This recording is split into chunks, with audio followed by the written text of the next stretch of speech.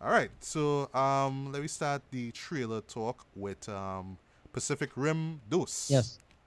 Right. So here's the thing. I actually enjoyed this trailer, but it's only because of how fast it was and obnoxious it was and over the top it was. Oh Uh, boy, is it over the top? and then they decided to do this like war ready mix with this Tupac remix, which is the dumbest shit ever, but it I actually know, I worked. know. Don't hear the thing. Like when But I it worked heard, for the trailer, in my when I opinion. right, don't hear the thing. When I heard Vince Staples, because that's where the song came from. Yeah. Vince from rapper West Coast artist Vince Staples, War Ready. So when I hear War Ready, War Ready, I'm like, wait, Vince Staples in this too? What? Right. And I was like, okay, they're gonna take some of his song and work it into the epic, trailer music now. But then when I hear Tupac, get it on, get it on, I'm like, whoa, okay. You're really trying to get my real hype up for this, Jen. A little too much. Like, tone it down a little bit. I mean, the music is done epic already, but when you gotta bring in Tupac in it, which is kind of cheesy and dumb when you think about it. But in the trailer, it kind of works, eh? I don't know about you, but I think Right. it just kind of works, but in a real Yeah, that's the thing. cheesy It way. worked for me as well in the edit, though. Like, Yeah. yeah, Get again, it this on, this yeah. here's the thing. The original Pacific Rim, I was a big fan of. I loved it. Me too. I Um, have it on Blu-ray. And right, by the way, guys, this is Pacific Rim is a show you need to have on Blu-ray, especially yeah, if you have like a real spanking home theater system like yeah. speakers and stuff. Yeah, buy this thing. And well, for me, the one problem I had with it is that I didn't think the combat wasn't that fast or that interesting or innovative or inspired, in my opinion. And this one Well, what actually I like decide about the first film is how they kind of just took stuff that was around them. Like even when they was in a city, they were grabbing stuff and smashing it right. together. So that But would. the But thing I is, do get what you mean. Where in right, my case, where I felt that the movements are a little sluggish, a little slow at yeah. times. Yeah. And I wanted it to be a more akin to Neon Genesis Evangelion. I wanted it Right. to be faster, but still big. You get a sense of weight and momentum with everything. Right. But this movie now, this just looking just like straight up Transformers. It's Yes, faster, mate. but it looking dumber as hell. Eh? And look, I And like my boy. I was also thinking Power Rangers too, especially with Right, that, with the whole 4 or 5 of them just stand up together in the city. But we'll right. talk about that just.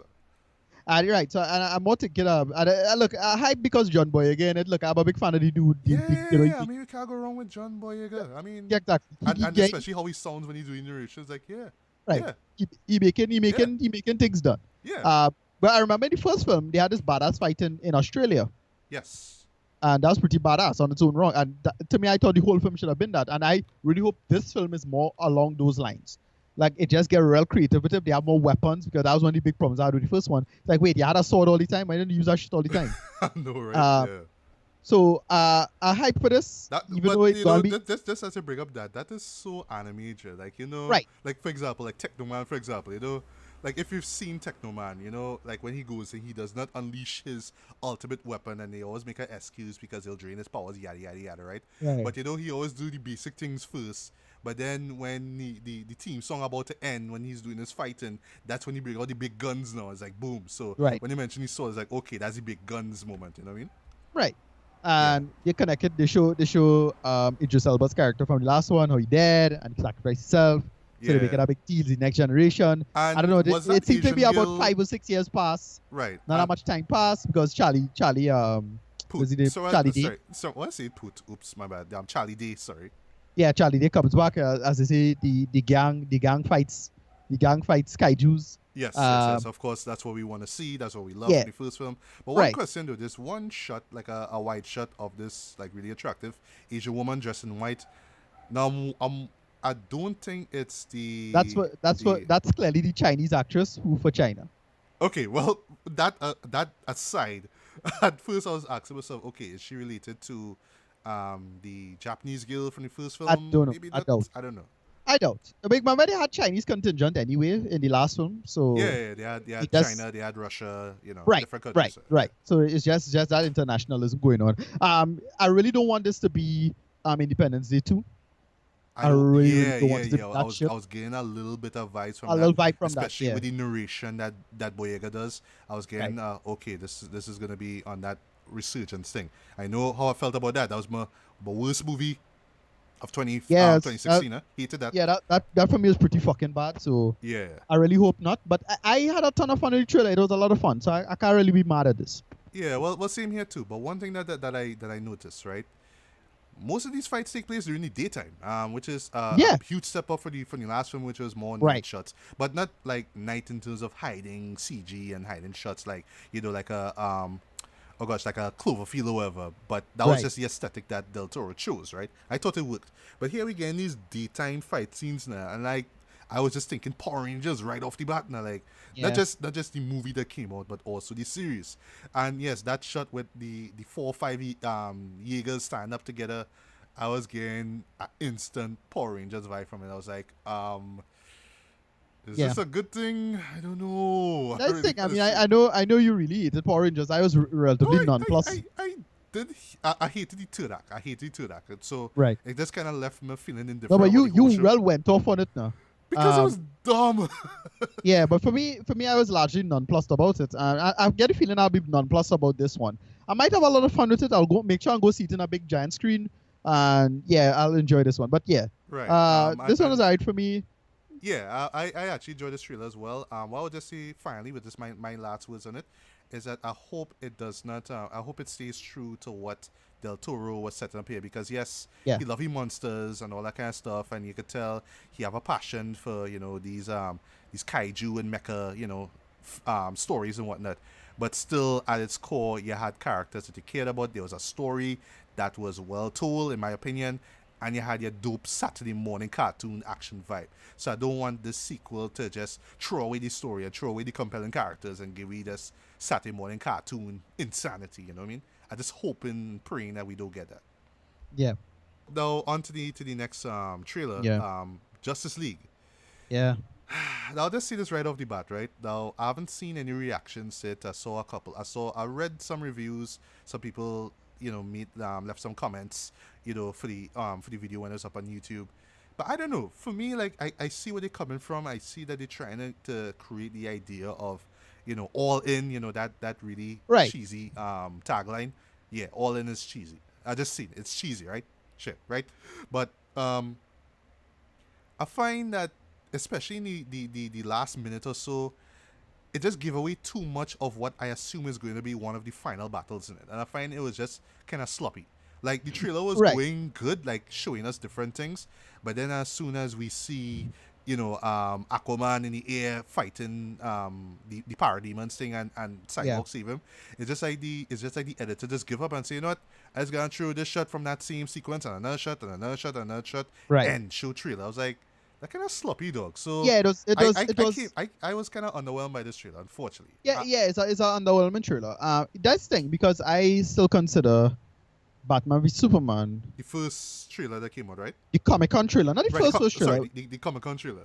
That was the second trailer, I think, and that trailer still to me is like a borderline masterpiece of a trailer. Yes, yes. It just paced itself so well. It told everything you needed to know about this fight. It's a shame that the movie turned out to be so terrible. Of but, course, and that was your worst movie of 2016, Yeah. But for those who you don't know, know. Right. right. But with this now, it's the opposite, because one of the big problems I had with a couple of last trailers with Batman v Superman was just selling out too much information. Yes. So even though the trailer itself wasn't that interesting, it didn't sell out anything. It did this hint at Superman coming back, but then they double back and say, oh, well, it's a dream after all, kind of thing. Yeah, that was, I I wouldn't like say it was that. a slap to my face, but I was like, oh gosh, really? How they do that? Right. Yeah.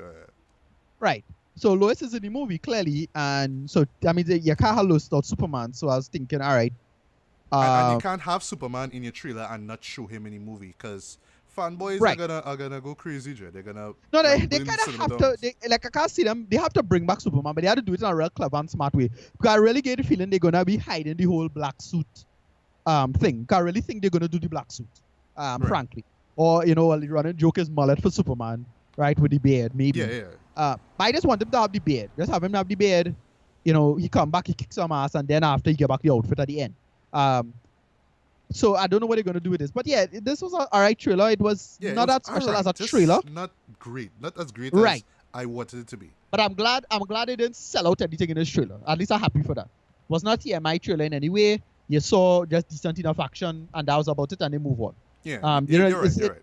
Right, and that's fine. Right, and yes, okay. I'll kind of like look back at that same sequence that I say that I didn't really quite enjoy, you can look at it and be like, okay, well, you're getting to see the teamwork aspect here because I guess Right. that's what the overall point of the trailer was. Yeah, even because right they down show all of to them. using that song "Heroes," we could be Right. heroes, but still, I just find that they just showed a little too much, in my opinion. Right, they show all of them in combat because they show Bats driving, the Wonder Woman kick one of them parademons off the car, and then Flash doing his thing, and, right, Flash run past her, then Aquaman, and then so they show all 5 of them in action, and they show that the Justice League can operate without Superman, kind of, right? But I get the feeling that they're gonna really get their ass cut, and then Superman gonna come and do Ex Machina, boom, he shows up. right, that come in and kick some ass, and which is what I want. That is what I expect, and that's what I want to see. Just make the action interesting and work. That's all I had to do. I don't expect them brilliant twists on the story or anything like that, Just do the action decent and then make it work and pace it well. That's all I had to do. But Justice League don't have to be brilliant. Same thing with Avengers. Avengers wasn't interesting, Wasn't that interesting as a story. But it was basic. It was basic. Basic. Let's be real. What it it was do? basic. What it did was just executed well by getting the Avengers talking and interacting with each other well, and then they made the action kick ass. Yes. Right? Yes, definitely. Right? The Avengers kicked a lot of ass. I mean, I still love that one running long sequence with Iron Man in it. Badass. Yeah. Still holds up. I just love Hulk in that sequence. Yeah. I love Hulk. And they just make some jokes. That's all they had to do. Whatever. Just Yeah. win part of it. We don't know what you're gonna do. Whatever. I don't know, but you see, as I mentioned, the whole thing with Superman coming in, to save the day, literally. I'm hoping that we do get Wonder Woman from BVS, where it's like, will she show up? Okay, she show up, she do she thing, right? But she That's really the do problem. much. Kind of, I don't know. Yeah, like whatever happens, it won't be a surprise. Like the only big real surprise will be that when Superman doesn't show up at all. That's the only surprise, but he's gonna show up. I would laugh if he shows up in like a post-credit scene, like Right, when some all bullshit the like that. credits roll. Is like, oh well, and we did tell you Superman coming back. See, look, Right, look, that he's would, coming back. yeah, that was so lame.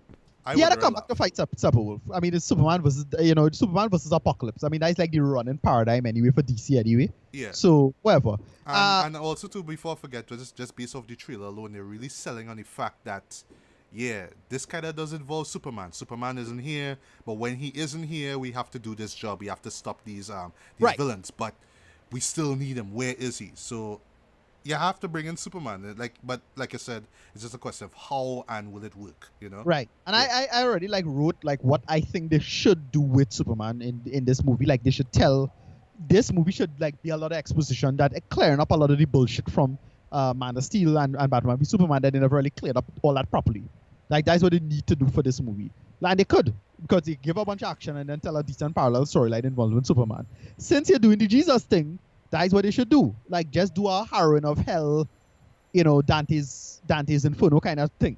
Right? Yeah. But this that. will make it to Thor Ragnarok, of course. No, Yeah. no, just make it where while Superman dead, quote unquote dead, and he basically just in a dead coma more or less. Have remember they did what you call it by the thing that Jor-El put in his body now. The Codex. Right, the Codex, right, yeah. Have the Codex information kick in and then tell him a bunch of shit in a dream form. That's it. Right. So, and just tell him a bunch of shit about Krypton and Darkseid. So you set up the universe properly this time. Actually set up this universe. Yeah. What going on? That's all you had to do. And then you wake back up and kick Steppenwolf ass. That's the story. Not hard. Well, Move let's on. just hope that Josh Whedon and whoever else still involved in this film actually was thinking something along that line and actually give us a solid film. I'm kind of expecting something along those lines. But whatever. I'll see it when I see it. Yeah, because like I keep saying, every time I mention Justice League, we've had we've had some solid superhero films, throughout this year. It's this really shockingly successful streak of great. Or Yeah, this year was a solid year for depends me, yeah. on your likability and whatnot. But I'm talking about Right. we've had 4 decent superhero films already. We just have Thor Ragnarok and this film to wait to Right. look forward to. So And I expect Thor Ragnarok to be solid. yeah, of course, right off the bat. But I really want Justice League to work. I really want it to be great. Yeah, It might be the don't- greatest thing in the world. It might be as great. It might be better than say Wonder Woman. I don't know, but I just want that one film to end off, 2017 on a promising note that yes, Yeah. there is hope for these superhero films. And we wouldn't But shitty it's better. really the DCU in particular. Well, yeah. You're right. Yeah, I mean, nobody in prayed for Marvel necessarily. Just DCU. Yeah, and it's not like we had like a fan force stick or anything like that. I mean, Right. 20th Century Exactly. Fox play it cool with the Logan. That was nice. Just do one Exactly. thing. That's all they need. No Deadpool 2 at the moment. They're not gonna try Yep. and Right. play DC and Marvel all of a sudden. With the two film per year thing. I don't know. Right. But yeah, man, I'm hoping for the best for this film here. But yeah, I just kind of keep my expectations low because we got burned before. Well, both of us got burned before with BVS. So and Yeah. Suicide Squad. How could I forget Suicide And Squad? I got burned by that. I can't say I was burned by Suicide Squad. I was like, by BBS can already make me grow the hard skin. So whatever. Yeah, but that director's cut Next. of Suicide Squad, Yeah. Lord. That's fine. Whatever. Next. Right. Yes. So continuing with the Tube Entertainment. Now we're gonna talk about the movie that's available now on Netflix. Came out September 29th, and I was meaning to watch it on opening let's say the opening weekend when it came out during that weekend, but I didn't get a chance to. Gerald's Game, which is based off of a novel from Stephen King. We talked Right. about him before with it. Right. Never. I would say that I know a majority of his work, but I've enjoyed some of his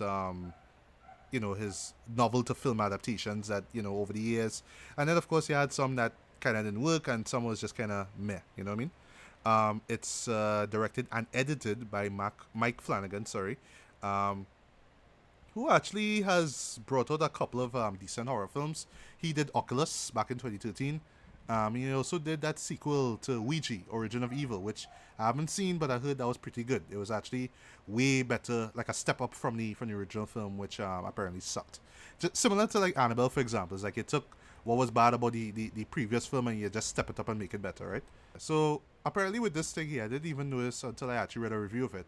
Um, Mike himself is actually a huge fan of the book, to the point that he read it when he was young and always had that book in his possession, and always told himself that one day he's going to make it into a film.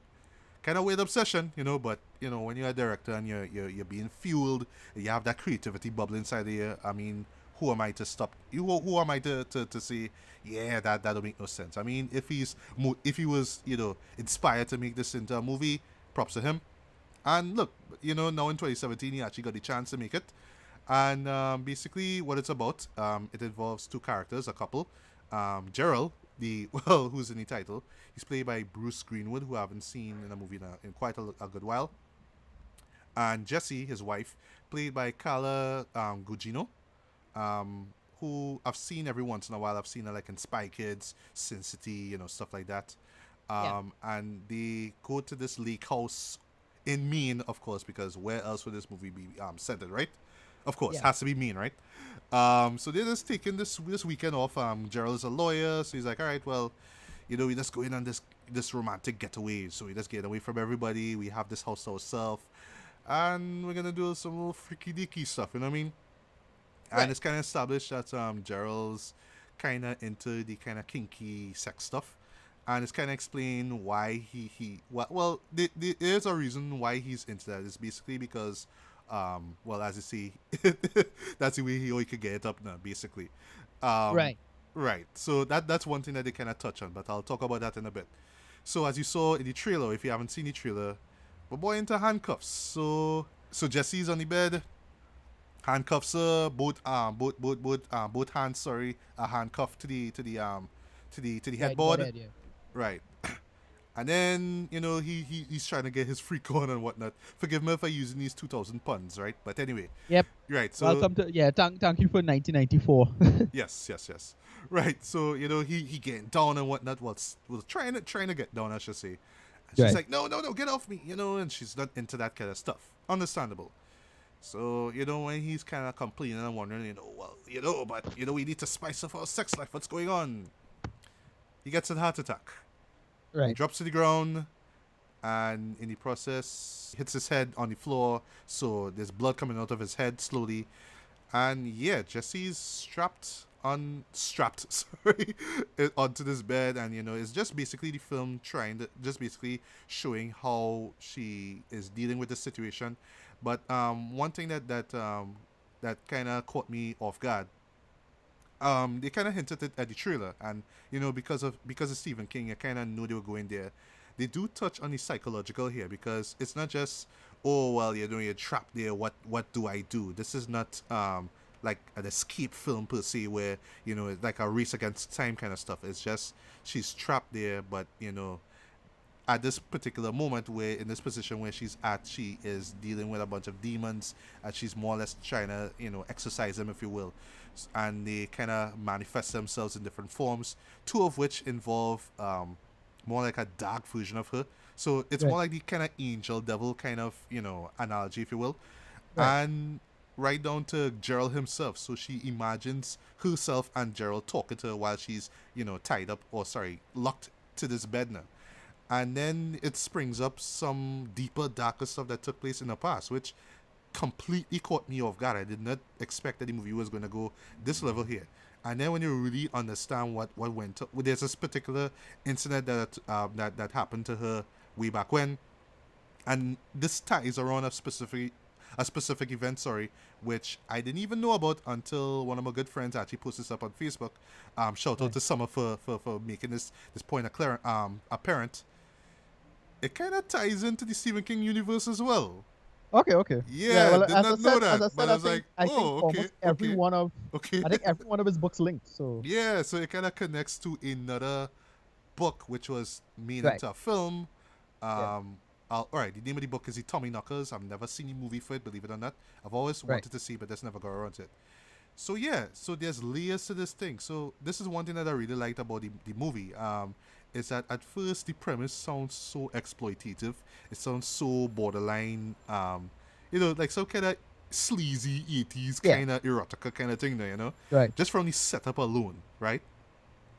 And then you're thinking, okay, they're gonna go with this kind of race against time kind of thing, where okay, if she doesn't get out in the next 90 minutes, something bad's gonna happen. But then it's like she's stuck there, but then she just has to deal with her own demons, right? And at first, in the back of my mind, I tell myself, okay, so this is gonna have this thing where clearly she's talking to herself. They're gonna play that angle, but then it's what's being said, the dialogue that goes on in her head, and then of course with the memory of what happened back then, that moment that scarred her for life. That's when the film really hit me, and that's when I realized, wow, this is something totally different here. So this is one thing I really liked about the movie, that it just kind of transcends its own kind of bargain basement kind of exploitative angle. It just really went in deep to really explore the character of Jessie, and at the end of the movie, you really do feel for her, you really do connect with her, and you do wind up rooting for her to escape both physically and mentally. So that was just the one thing that just a couple of things I really enjoyed about this movie that really caught me by surprise. I was kind of expecting that this was gonna be what's the best way to describe it? Like usually around September, or like if not Valentine's Day, sometime around September, where you get like movies like When the Bow Breaks, and those kind of disposable thrillers. Now, you know what I mean? I thought that this was going to fall within that realm, even though it was based off of a book from Stephen King. But yeah, just the layers of behind the story is what really fascinated me. The performances were excellent, especially from Bruce and Carla, because both of them pretty much have to um, I mean, basically the story basically rests on their backs, and I thought that they handled it excellently. Um, Gerald is as sleazy and creepy as you'd expect him to be, just based off what he sets up in terms of this film. But I like that there were layers within his character as well. There were reasons why he was so sexually impotent, and why there's layers to why he moves, why he acts the way he is, and then that's parallel with what the sort of devil version of Kala. Sorry, the devil version of Jesse basically is telling the real Jesse, who's still chained up, basically. Sorry, Yeah. who's still locked in to the bed. And Okay. it's just the stuff that she says now, it's basically kind of saying, well, you kind of look for that in the first place. You should have known that, Gerald wasn't to be trusted, wasn't meant to be trusted to begin with. And that's how all men are, So it kind of touches on, gender as well. And I thought that they did that well without really hitting us over the head with it. So it's not saying like all men are bad or anything like that, but it's just saying that, maybe the reasoning how you're kind of sticking around in this relationship, or in this case marriage, is deeper than, oh well, it's just about commitment and love. It's something else going on, something Yeah. dark, of course, something negative here. um but then, when, like I say, when they really do hit you with what happened to her in the past, that was when I was like, oh, we go in there, okay. Right. Because they do touch on a serious topic. Well, I'll just spoil it. They do touch on not so much child abuse, but more like implied, basically, like more like sexual abuse, really. Okay. And just the way how they touch on that, like, it's not explicit, but it's really, it's there. So, like, when you do see it happen, or when you do see it play out, it's like, wow, boy, no wonder she's so damaged. Like, you didn't know that Jesse was damaged to that point. It's just her in this position really exposed that. They do have a couple of supernatural stuff going on. One thing, like I said, connects to the Tommy Knockers. But the thing is that when you see it, like when you look at it, it's like this visual motif that they use here, something that represents a character. That's all I'll say. So essentially, it's like this astronomical event that takes place. And like you're watching this thing and you tell yourself, well, okay, it's just, it happens. Is There's nothing fake or artificial about it. But knowing now that this is actually connected to something else in the Stephen King universe makes it even more kind of fictionalness, something a little bit more abnormal. But the way how they play it off, but it's really like visually to express the mood of the of Jesse, right? Really, that's why it's there. I thought was well done as well, how it was handled. But they do also have a couple of supernatural elements in it.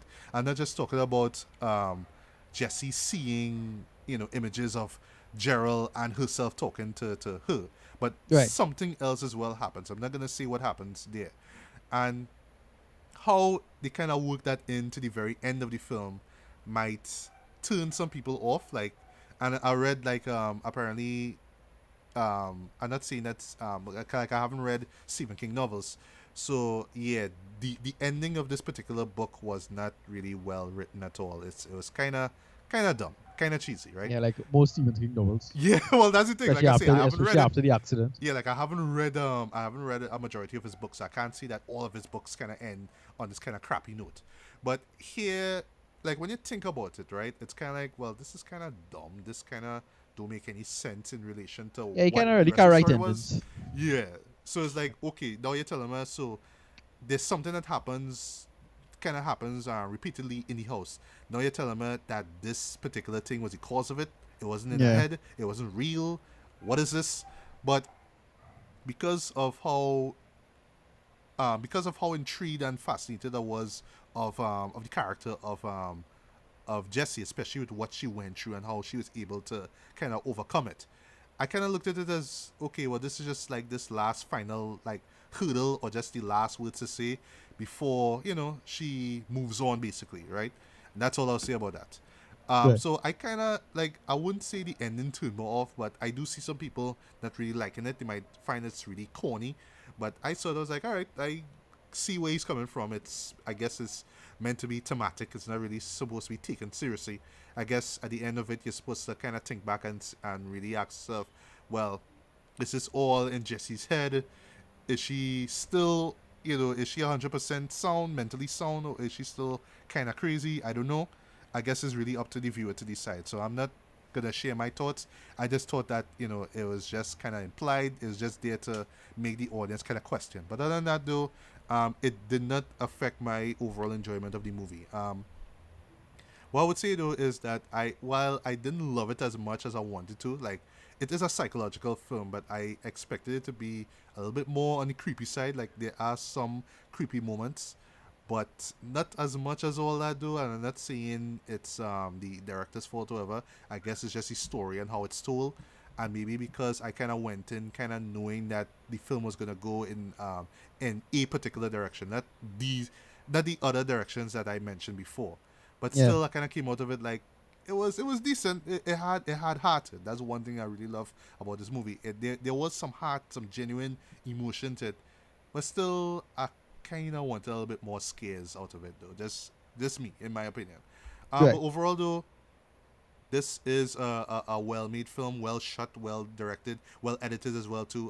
One thing I forgot to mention, I also love the fact that unlike today's horrors, for example, where it's always reliant on like this jump scare music and this abrasive musical score. This one Right. was more minimal, though. Like it was hearing, like what do you call it, a shepherd stone. You hear Right. it like in the background basically, but it's not overbearing or powerful really.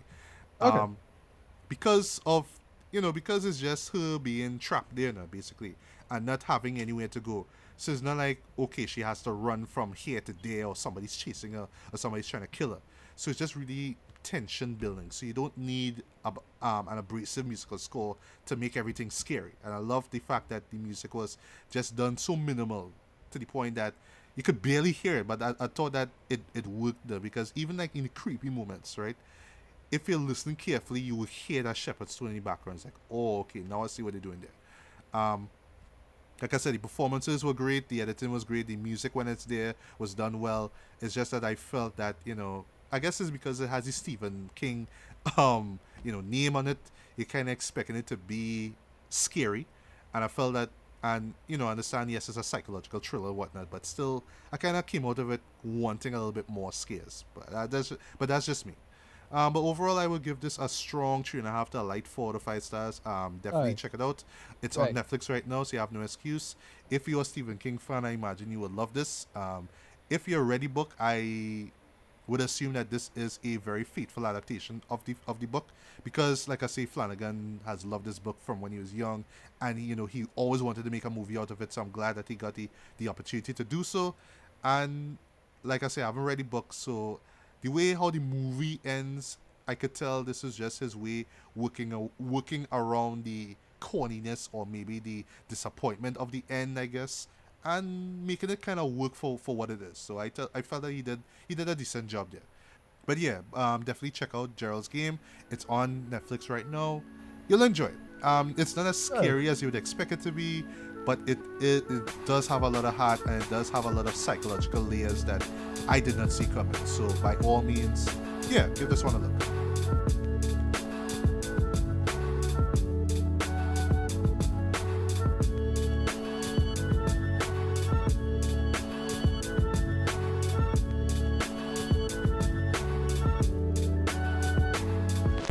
Coaching them through the ups and the downs, can't get no wealth, I just lie. Another problem, compulsions and other wealth, and I'm high on the come down horizon when the sun down. Referencing I'm dying since the fetus takes the bloodhounds. The vampires live in the world without the ghost. Human closer to the devil since the sleep is all we know.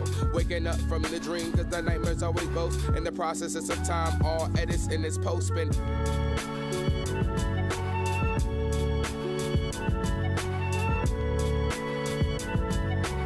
Processes of time, all edits in this post spin.